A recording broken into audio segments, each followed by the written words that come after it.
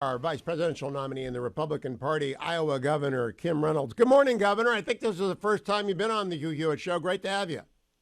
It is, and thank you so much for giving me the opportunity. It's great to be with you this morning. Talk to us a little bit about how Campaign 2024 is unfolding on the ground in the first state to caucus in 2024.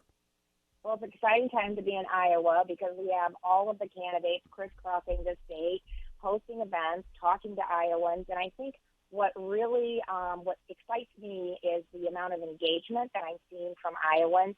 All of the candidates have been here a lot, and I attend a lot of the events. I said, ask me to be there, and I'll do everything I can to be there, and I say that to everyone when they're in the state. But we're seeing record turnout at these events, and people are engaged. They're staying to the end. They're asking questions, and they're bouncing from candidate to candidate. So people really are kicking the tires. They're paying attention, and I think that's good for America. We want to put our best foot forward because ultimately we want to make sure that we have the candidate that can win in 2024 and get this country back on track. Governor Reynolds, how important is it to the Iowa electorate that the candidates address the issue of abortion directly and succinctly and without hemming and hawing?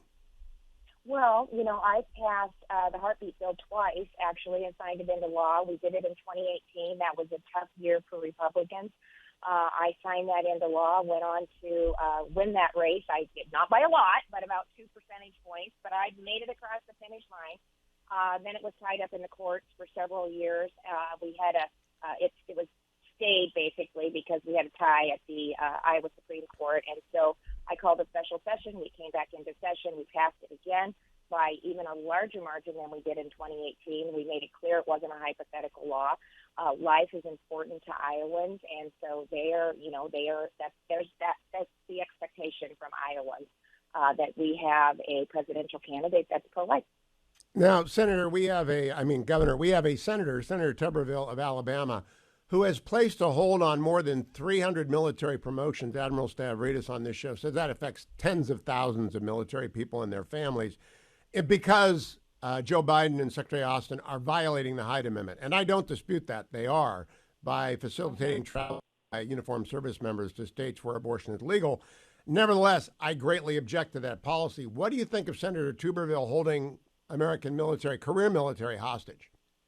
Well, first of all, we have an administration that doesn't abide by any of those laws or rules. And so I think, that's just another example of why it's important that we pay attention to 2024. We make sure that we beat the Biden administration, get things back on track so these kinds of things aren't happening. So he's doing what he believes is the right thing to do to push back on just a policy that they're disregarding and not paying any attention to. The new Yahoo story says more than half the voters in Alabama disagree with it, but I'm actually going to the tactic itself, Governor. I don't think it's pro-life to hold these families hostage. Do you? Yeah. Well, I'm a governor of the state of Iowa. I'm not a United States senator. I'm not weighing in on that. So, Hugh, I'm focused on the policies that are important to Iowans, and that's what I'm working on. So that's a decision for the senator to make. But right now, I'm focused on Iowa. We have presidential candidates coming through our state. And we're going to continue to make sure that we're asking them the questions that are important to Iowans. The economy is front and center. I'll tell you that. We want to talk about some of the other issues, but in addition to that, people are seeing their paychecks not go as far. They're seeing an open border. We're experiencing exponential increase in confiscation of fentanyl and human trafficking.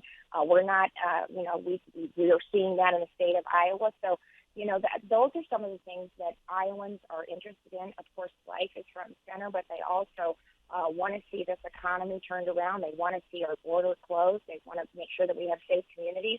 And we've spent a lot of time in Iowa talking about parental choice. I'm proud to say that, that's the first bill I signed into law this last legislative session was an opportunity to give parents the choice up to where they would send their kids to school, and an ESA, a savings account. And we actually have led a educational freedom revolution across the country. And so, those are the things that we're dealing with in the state of Iowa. I do think school choice is a huge issue for Republicans in Iowa, Arizona, Ohio, Florida, West Virginia. Arkansas, I'm forgetting one of the 7, have done great things, and you did lead the way. So my compliments. Yeah, thank you. It really is. It's really the one way. We passed a law to say no irreversible transgender surgeries. We said parents, can you believe that we actually had to put into statute the fact that parents will be the primary decision maker for their children's education? We said no to critical race theory.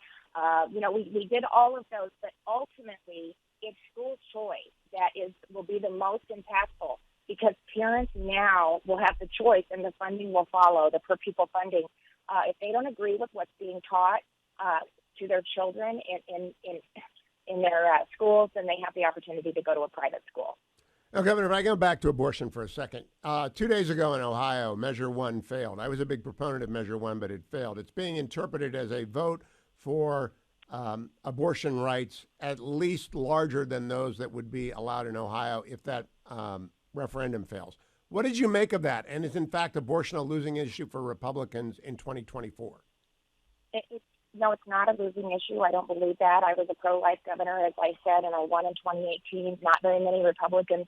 It was a bad year for Republicans. We lost a congressional seat. We lost seats in the House, but I was able to, win, and then won again in this last election cycle in 2022 by nearly 20 points. So Iowans know that I am a pro-life governor. Governors Kemp, you can go Governor DeSantis. Many of the governors that won re-election are pro-life. I think, they never talk about what Democrats want to do, and all you have to do is look to Minnesota. They are the extreme position. They are the ones that want abortion up until the moment of birth and sometimes after. And they just passed that law in Minnesota. So they like to not address the fact that when is it not okay to take a baby's life? And I would say that they believe that there are no exceptions, that right up until the moment of birth that you ought to be able to kill a baby. And I just completely, that's horrible, horrific, unconscionable, and that's where they want to go. That's where they are going. They try to act like it's not, but the fact of the matter is, if they get a chance to vote on it, that's where they go. I'm talking with Iowa Governor Kim Reynolds. Governor, former President Trump has been critical of you for not endorsing him. Will you appear with him at any debate or at any event that he does in the Hawkeye State? Oh, for heaven's sakes, yes, I have. I have said to every single candidate, let me know when you're in the state. Let me know when you're having an event. Now, I can't manage them. They have to let me know. I can't watch their schedule and then try to show up. But if they let me know, I've appeared with President Trump early on. I did an event in Davenport. It was a great event. It was packed house. I've appeared with almost every one of the candidates, and if I haven't yet, we're working on a time to get together. But Hugh, it's been a long-standing tradition. I'm not going to say, maybe down the road I won't endorse, but listen, we have the awesome responsibility of having the first in the nation caucus, and I want Iowans to hear from the candidates. So I want them to feel like they have a fair chance. I want to welcome them to Iowa. I want to tell them, events that maybe they should be at. I'll try to join them when I can.